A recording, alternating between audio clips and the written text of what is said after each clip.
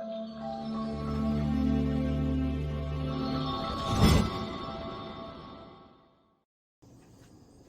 gardeners, welcome to DIY Home and Garden. I am here today to talk for just a minute about dill seeds and how you can harvest them. Now, dill is, in my opinion, one of the most underutilized herbs you can grow. It's super easy in many climates from cold to warm. You can use the leaves, you can use the seeds, you can use the stems. You can use them fresh, give them a little quick chop with your knife, or you can dehydrate them in either an electric dehydrator or an oven dehydration process, and then crumble them up and use them later. I always like to let 2 or 3 of my stems bolt and get really tall and get the flowers so that I can harvest them, and that is how I get the dill seeds. So I'm going to show you these today. If you can imagine the big tall yellow flowers, this is where you get your seeds, is when the flowers are done. So I snipped these off when they were done flowering. And by the way, the flowers attract a lot of bees to your garden, so I do like to let a few of them go anyway. But when they're done flowering, this is what you get. I set it on a sunny windowsill and I just let it dehydrate out naturally by air for a couple of weeks, and you get these little tiny black seeds. I keep them in a bag because they start to fall off naturally. So I'm going to show you how to harvest these. Are you ready to harvest dill seeds? Let's go. Alright, so I'm going to take these dill seeds out of this bag. You can see some of them are in there. They just have fallen out. A lot of people will tell you to take the bag and just shake and they'll come loose, and that's probably correct. They seem to be just falling off.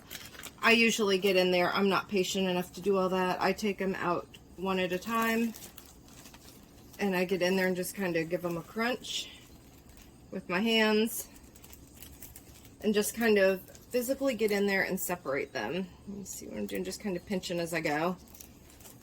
And voila, there we go.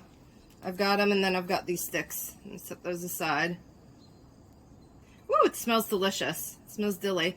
A lot of people forget about dill, but it's good for more than just your traditional dill pickles.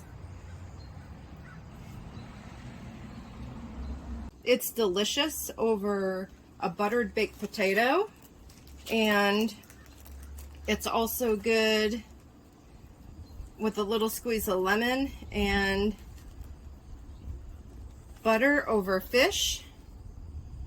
You can mix about a cup of sour cream and a cup of cream cheese with dill to make a delicious dill dip for crackers or for vegetables. Lots you can do with it. And then these seeds are also what you would save to plant. So I'm actually not going to cook with these seeds, although they are delicious. If you look at the grocery store, when you see the dill seed spice, this is what you get. I'm saving these for next year. So you can see just doing a few heads of them gets me lots and lots of seeds for next year. And I often will save seeds and share them with friends who need seeds, and I do seed swaps as well. And that cuts down on the cost of purchasing seeds. So now I'm going to go through and just pick out these little sticks.